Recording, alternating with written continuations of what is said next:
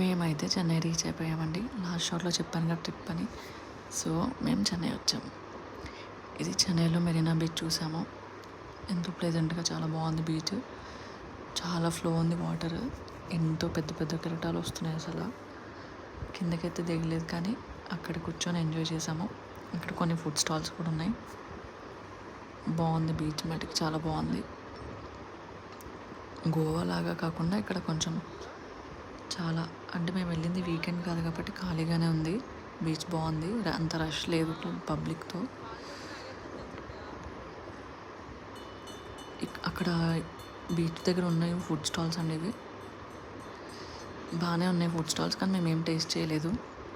ఇది next day morning మేము Arunachalam బయలుదేరుతున్నామండి.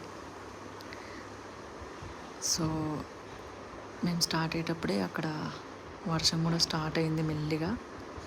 Climate మటుకు చాలా కూల్గా బాగుంది. మరీ అంత కూల్ కూడా లేదు, బాగుంది.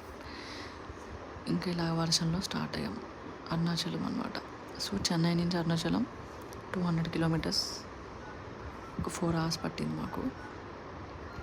ఇది వెళ్ళే దారిలో అలా వర్షం పడుతూనే ఉంది. సో మా జర్నీ అలాగే సాగుతూనే ఉంది. మధ్యలో ఒక దగ్గర ఫుడ్కి ఆగాము, లంచ్కి.